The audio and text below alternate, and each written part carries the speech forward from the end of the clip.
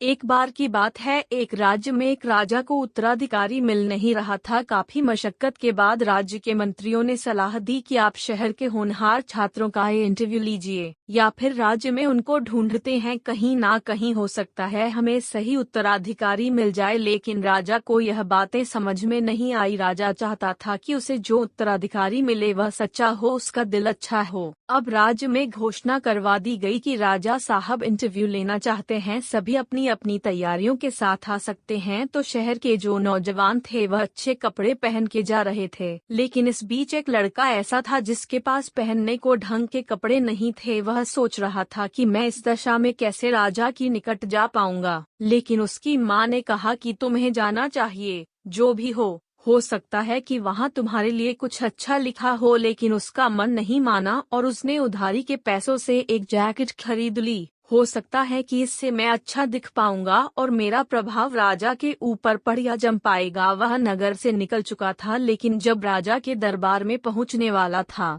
भिखारी ने हाथ जोड़कर निवेदन किया। ठंड का मौसम था और उसको ठंड लग रही थी। लड़के से कहा कि अगर आप मेरी एक मदद करेंगे तो मैं आपका आभारी रहूंगा। मुझे ठंड लग रही है, आप मुझे पहनने के लिए कुछ दे सकते हैं। अब लड़के ने सोचा कि बड़ी मुश्किल से जैकेट मिली है, अगर यह भी दे दूंगा तो अपना प्रस्तुतिकरण राजा के समक्ष अच्छे तरीके से नहीं कर पाऊंगा। उसने अपने दिल की बात सुनी और जैकेट उसी को दे दी। थोड़ी देर बाद लड़का अंदर पहुंचा और उसका नंबर आया। अचानक से उसके सामने राजा आ गया। लड़का अचंभित हो गया था कि उसने कहा कि क्या आप वही है जिसको मैंने जैकेट दी थी? तो राजा ने कहा कि बिल्कुल मैं वही हूँ। लड़का पूछता है कि आप मुझे बता सकते हो? तो राजा बताते हैं कि मैं राज्य के लिए एक उत्तराधिकारी ढूंढना चाहता हूँ और मुझे वह उत्तराधिकारी मिल चुका है। सबसे पहले तो तुमने जो जैकेट दी थी वह तुम वापस ले सकते हो, क्योंकि जो इंसान बिना किसी स्वार्थ के यानी कि बदले में कुछ भी पाने की आशा किए किसी की मदद करता है वही मेरा सच्चा उत्तराधिकारी बनने के लायक है।